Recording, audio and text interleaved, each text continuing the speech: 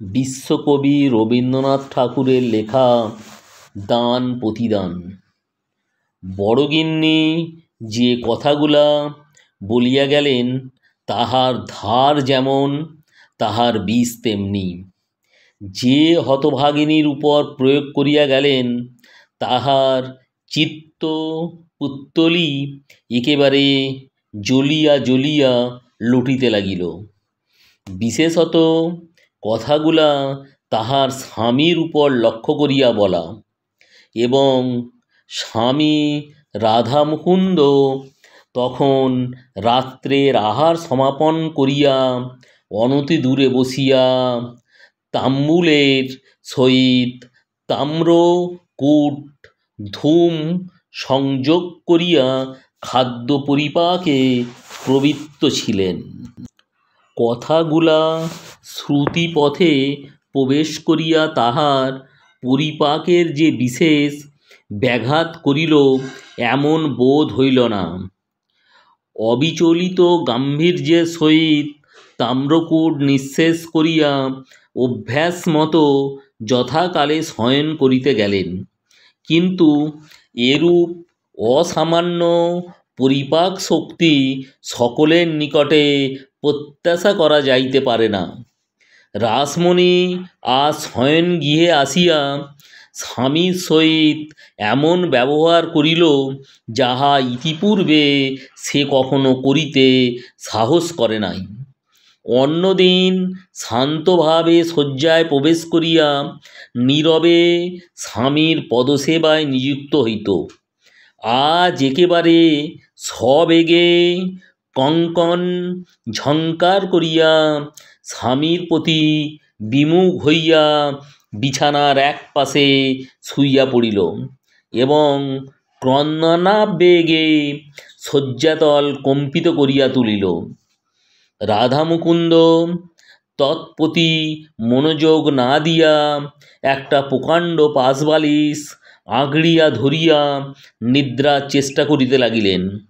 কিন্তু তাহার এই ঔদাসীন্যে স্ত্রীর অধৈর্যেও উত্তরোত্তর বাড়িয়া উঠিতেছে দেখিয়া অবশেষে মৃদুগম্ভীর স্বরে জানাইলেন যে তাহাকে বিশেষ কার্যবশত ভোরে উঠিতে হইবে, এক্ষণে নিদ্রা আবশ্যক। স্বামীর কণ্ঠস্বরে রাসমণির ক্রন্দন আর বাধা মানিল না। মুহূর্তে উদ্বেলিত হইয়া উঠিল। রাধামুকুন্দ জিজ্ঞাসা করিলেন, কি হইয়াছে? রাসমণি উচ্ছ্বসিত স্বরে কহিলেন, শোনো নাই কি? শুনিয়াছি, কিন্তু বউ ঠাকুরন একটা কথাও তো মিথ্যা বলেন নাই। আমি কি দাদার অন্যায় প্রতিপালিত নহি? তোমার এই কাপড় চোপড় গহনাপত্র এ সমস্ত আমি কি আমার বাপের কড়ি হইতে আনিয়া দিয়াছি? যে খাইতে পরিতে দেয় সে যদি দুটো কথা বলে তাহাও খাওয়া পরার সামিল করিয়া লইতে হয়। এমন খাওয়া পরার কাজ কি?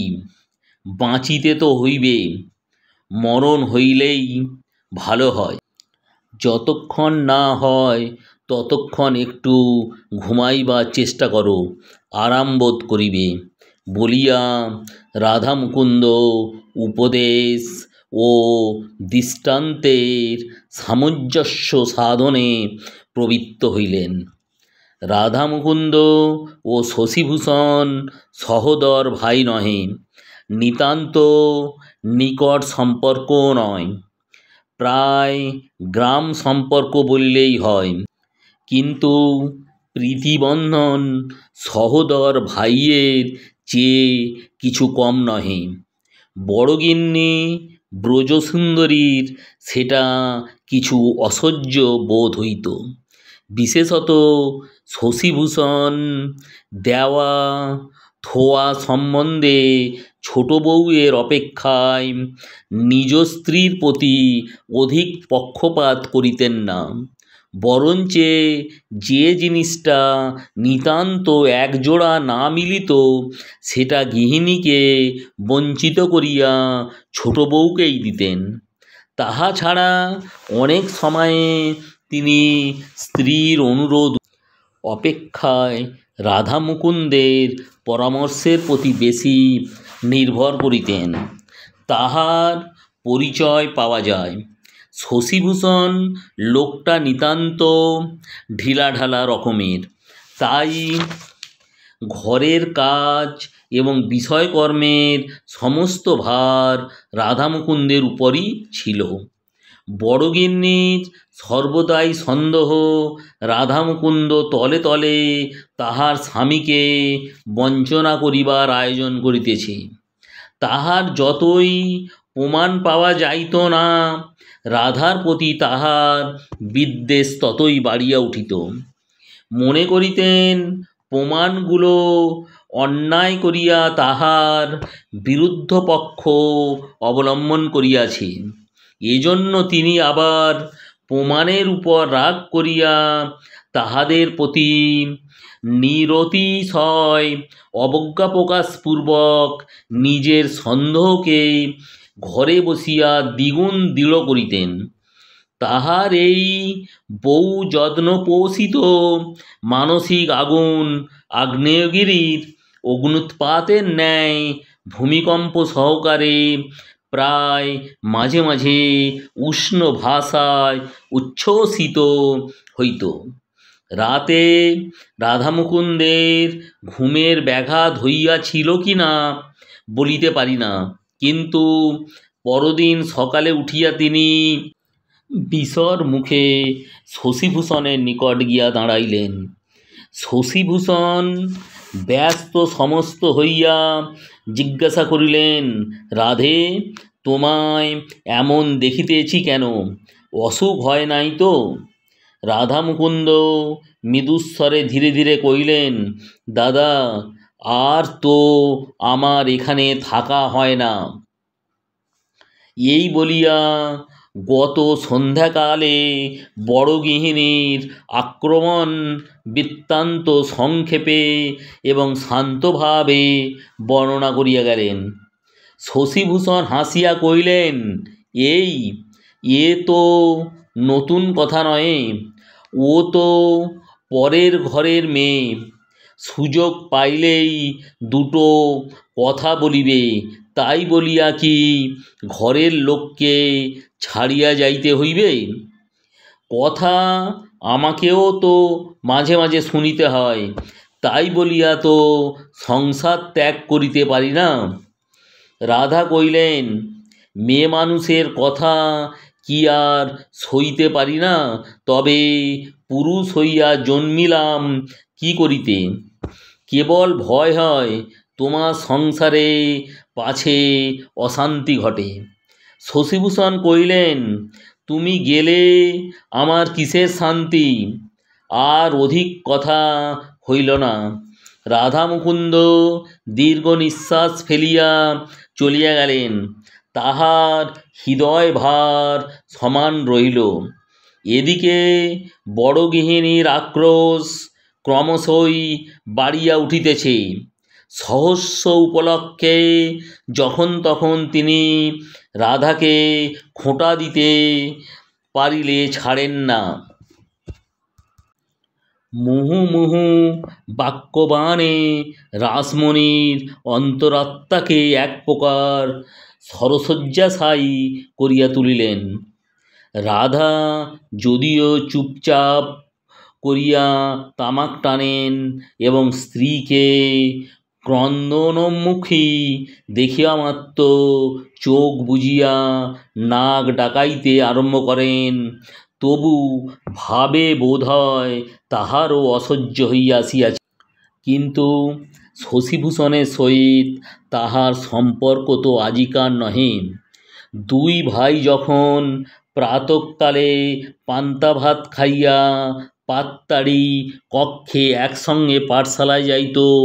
উভয়ে যখন একসঙ্গে পরামর্শ করিয়া গুরু মহাশয়কে ফাঁকি দিয়া পাঠশালা হইতে পালাইয়া রাখাল ছেলেদের সঙ্গে মিশিয়া নানাবিধ খেলা ফাঁদিত, এক বিছানায় শুইয়া স্তিমিত আলোকে মাসির নিকট গল্প শুনিত, ঘরের লোককে লুকাইয়া রাত্রে দূর পল্লীতে যাত্রা শুনিতে যাইত এবং প্রাতঃকালে ধরা পড়িয়া অপরাধ এবং শাস্তি উভয়ে সমান ভাগ করিয়া লইত, তখন কোথায় ছিল ব্রজসুন্দরী, কোথায় ছিল রাসমণি? জীবনের এতগুলো দিনকে কি একদিনে বিচ্ছিন্ন করিয়া চলিয়া যাওয়া যায়? কিন্তু এই বন্ধন যে স্বার্থপরতার বন্ধন, এই প্রগাঢ় প্রীতি যে পরান্ন প্রত্যাশার সুচতুর ছদ্মবেশ, এরূপ সন্দেহ, এরূপ আভাস মাত্র তাহার নিকট বিষতুল্য বোধ হইত। অতএব আর কিছুদিন এরূপ চলিলে কি হইত বলা যায় না, কিন্তু এমন সময়ে একটা গুরুতর ঘটনা ঘটিল। যে সময়ের কথা বলিতেছি তখন নির্দিষ্ট দিনে সূর্যাস্তের মধ্যে গভর্নমেন্টের খাজনা শোধ না করিলে জমিদারি সম্পত্তি নিলাম হইয়া যাইত। একদিন খবর আসিল, শশিভূষণের একমাত্র জমিদারি পরগনা এনাথ শাহী লাটের খাজনার দায়ে নিলাম হইয়া গেছে। রাধামুকুন্দ তাহার স্বাভাবিক মৃদু প্রশান্তভাবে কহিলেন, আমারই দোষ। শশিভূষণ কহিলেন, তোমার কিসের দোষ? তুমি তো খাজনা চালান দিয়াছিলে। পথে যদি ডাকাত পড়িয়া লুটিয়া লয়, তুমি তাহার কি করিতে পারো? দোষ কাহার এক্ষণে তাহা স্থির করিতে বসিয়া কোনো ফল নাই। এখন সংসার চালাইতে হইবে। শশিভূষণ হঠাৎ যে কোনো কাজকর্মে হাত দিবেন সেরূপ তাহার স্বভাব ও শিক্ষা নয়। তিনি যেন খাটের বাঁধা সোপান হইতে পিছলিয়া এক মুহূর্তে ডুব জলে গিয়া পড়িলেন। প্রথমেই তিনি স্ত্রীর গহনা বন্ধক দিতে উদ্যত হইলেন। রাধামুকুন্দ এক থলে টাকা সম্মুখে ফেলিয়া তাহাতে বাধা দিলেন। তিনি পূর্বেই নিজ স্ত্রীর গহনা বন্ধক রাখিয়া যথোপযুক্ত অর্থ সংগ্রহ করিয়াছিলেন। সংসারে একটা এই মহৎ পরিবর্তন দেখা গেল। সম্পৎকালে গৃহিণী যাহাকে দূর করিবার সহস্র চেষ্টা করিয়াছিলেন, বিপদকালে তাহাকে ব্যাকুলভাবে অবলম্বন করিয়া ধরিলেন।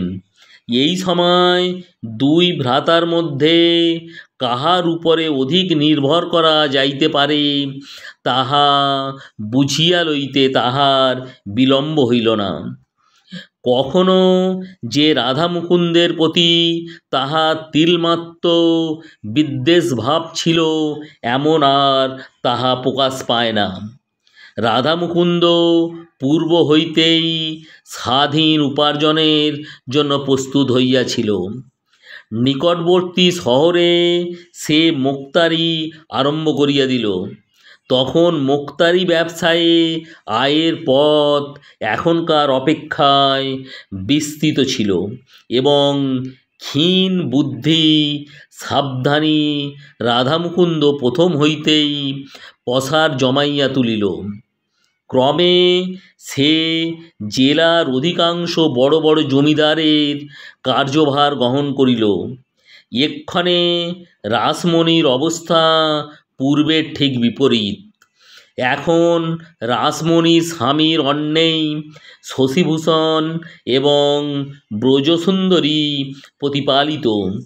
সে কথা লইয়া সে স্পষ্ট কোনো গর্ব করিয়াছিল কিনা জানি না, কিন্তু কোনো একদিন বোধ করি আভাসে ইঙ্গিতে ব্যবহারে সেই ভাব ব্যক্ত করিয়াছিল। বোধ করি দেমাকের সহিত পা ফেলিয়া এবং হাত দুলাইয়া কোনো একটা বিষয়ে বড়গিন্নির ইচ্ছার প্রতিকূলে নিজের মনোমতো কাজ করিয়াছিল, কিন্তু সে কেবল একটি দিন মাত্র। তাহার পরদিন হইতে সে যেন পূর্বের অপেক্ষায়ও নম্র হইয়া গেল, কারণ কথাটা তাহার স্বামীর কানে গিয়াছিল। এবং রাতে রাধামুকুন্দ কি কি যুক্তি প্রয়োগ করিয়াছিল ঠিক বলিতে পারি না।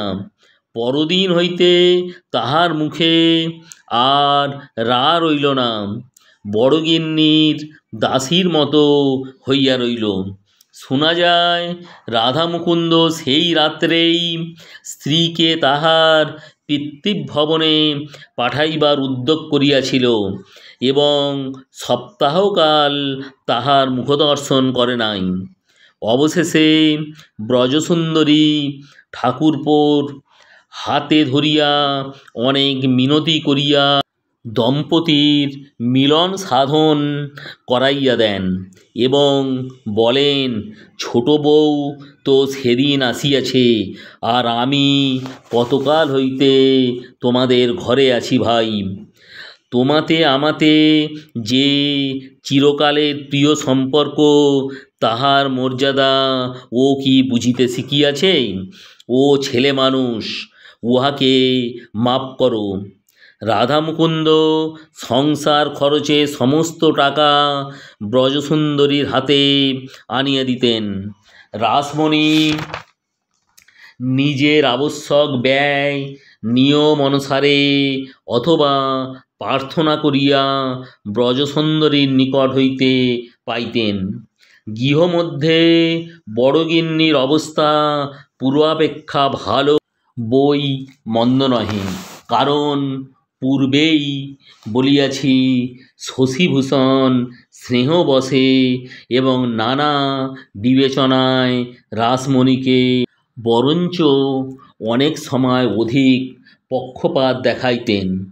শশীভূষণের মুখে যদিও তাহার সহজ প্রফুল্ল হাস্যের বিরাম ছিল না, কিন্তু গোপন অসুখে তিনি প্রতিদিন কিস হইয়া যাইতেছিলেন। আর কেহ তাহা ততটা লক্ষ্য করে নাই। কেবল দাদার মুখ দেখিয়া দাদার চোখে নিদ্রা ছিল না।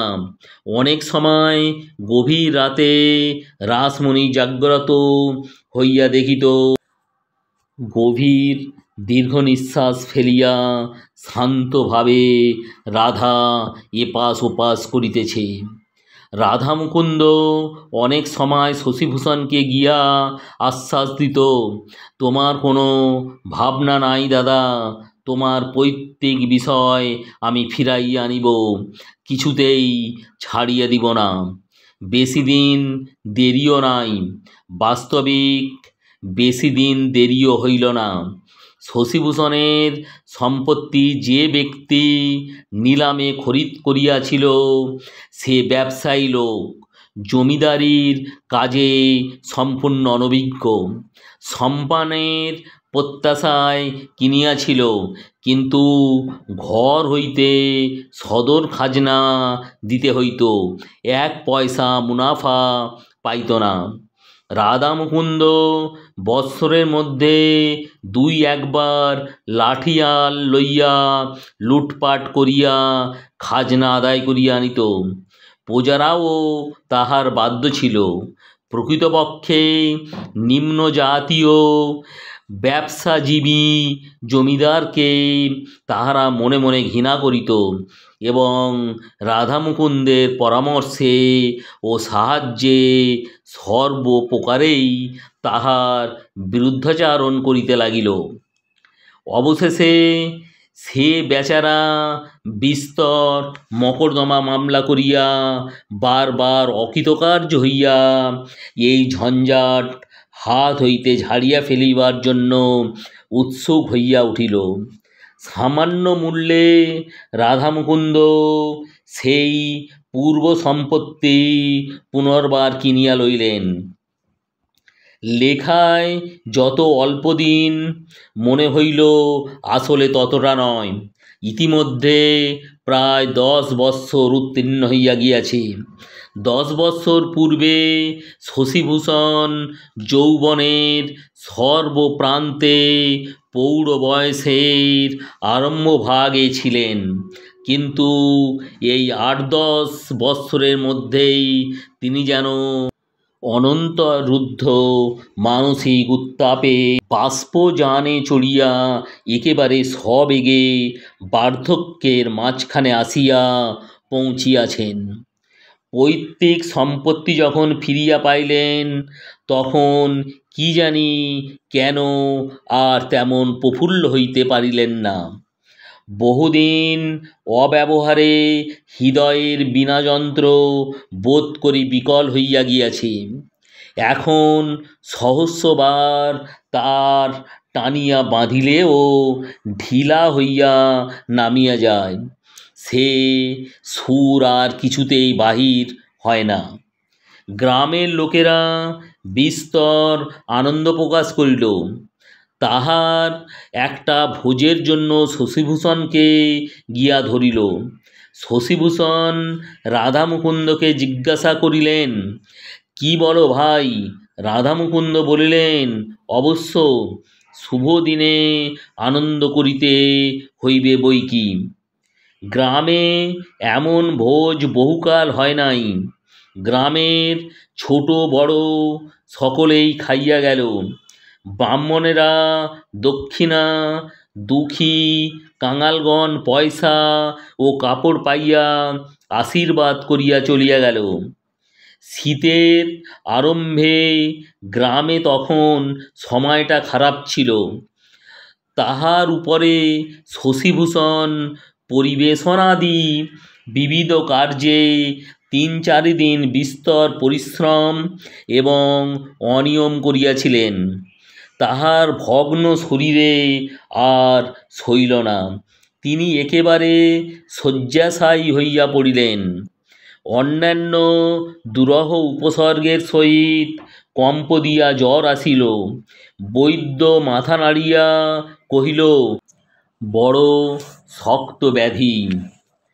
রাত্রি 2-3 প্রহরের সময় রোগীর ঘর হইতে সকলকে বাহির করিয়া দিয়া রাধামুকুন্দ কহিলেন, দাদা, তোমার অবর্তমানে বিষয়ের অংশ কাহাকে কিরূপ দিব, সেই উপদেশ দিয়া যাও।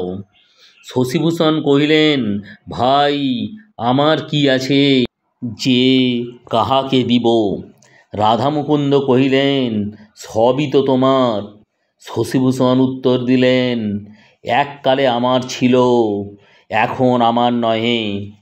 রাধামুকুন্দ অনেকক্ষণ চুপ করিয়া বসিয়া রহিল। বসিয়া বসিয়া শয্যার এক অংশের চাদর 2 হাত দিয়া বারবার সমান করিয়া দিতে লাগিল। শশিভূষণের শ্বাসক্রিয়া কষ্টসাধ্য হইয়া উঠিল। রাধামুকুন্দ তখন শয্যাপ্রান্তে উঠিয়া বসিয়া রোগীর পা দুটি ধরিয়া কহিল, দাদা, আমি যে মহাপাতকের কাজ করিয়াছি তাহা তোমাকে বলি, আর তো সময় নাই। শশিভূষণ কোনো উত্তর করিলেন না। রাধামুকুন্দ বলিয়া গেলেন, সেই স্বাভাবিক শান্ত ভাব এবং ধীরে ধীরে কথা, কেবল মাঝে মাঝে একটা দীর্ঘ নিঃশ্বাস উঠিতে লাগিল। দাদা, আমার ভালো করিয়া বলিবার ক্ষমতা নাই। মনের যথার্থ যে ভাব সে অন্তর্যামী জানেন, আর পৃথিবীতে যদি কেহ বুঝিতে পারে তো হয়তো তুমি পারিবে। বালক কাল হইতে তোমাতে আমাতে অন্তরে প্রভেদ ছিল না, কেবল বাহিরে প্রভেদ। কেবল এক প্রভেদ ছিল, তুমি ধনী আমি দরিদ্র। যখন দেখিলাম এই সামান্য সূত্রে তোমাতে আমাতে বিচ্ছেদের সম্ভাবনা ক্রমশই গুরুতর হইয়া উঠিতেছে, তখন আমি সেই প্রভেদ লোপ করিয়াছিলাম। আমি সদর খাজনা লুট করাইয়া তোমার সম্পত্তি নিলাম করাইয়াছিলাম। শশীভূষণ তিলমাত্র বিস্ময়ের ভাব প্রকাশ না করিয়া ঈষৎ হাসিয়া মৃদুস্বরে রুদ্ধ উচ্চারণে কহিলেন, ভাই, ভালোই করিয়াছিলে, কিন্তু যে জন্য এত করিলে তাহা কি সিদ্ধ হইল? কাছে কি রাখিতে পারিলে? দয়াময় হরি বলিয়া প্রশান্ত মৃদু হাস্যের উপরে দুই চক্ষু হইতে দুই বিন্দু অশ্রু গড়াইয়া পড়িল। রাধা মুকুন্দ তাহার দুই পায়ের নিচে মাথা রাখিয়া কহিল, দাদা, মাপ করিলে তো? শশীভূষণ তাহাকে কাছে ডাকিয়া তাহার হাত ধরিয়া কহিলেন, ভাই, তবে শোনো, এ কথা আমি প্রথম হইতেই জানিতাম। তুমি যাহাদের সহিত ষড়যন্ত্র করিয়াছিলে তাহারাই আমার নিকট প্রকাশ করিয়াছে। আমি তখন হইতে তোমাকে মাপ করিয়াছি। রাধা মুকুন্দ দুই করতলে লজ্জিত মুখ লুকাইয়া কাঁদিতে লাগিল। অনেকক্ষণ পরে কহিল, দাদা, মাপ যদি করিয়াছ তবে তোমার এই সম্পত্তি তুমি গ্রহণ করো, রাগ করিয়া ফিরাইয়া দিও না। শশীভূষণ উত্তর দিতে পারিলেন না, তখন তাহার বাগরোধ হইয়াছে। রাধা মুকুন্দের মুখের দিকে অনিমেষ দৃষ্টি স্থাপন করিয়া একবার দক্ষিণ হস্ত তুলিলেন। তাহাতে কি বুঝাইল বলিতে পারি না, বোধ করি রাধা মুকুন্দ বুঝিয়া থাকিবে। যদি ভিডিওটা ভালো লাগে তাহলে সাবস্ক্রাইব করুন, লাইক করুন ও শেয়ার করুন। ভিডিওটা দেখার জন্য সকলকে ধন্যবাদ।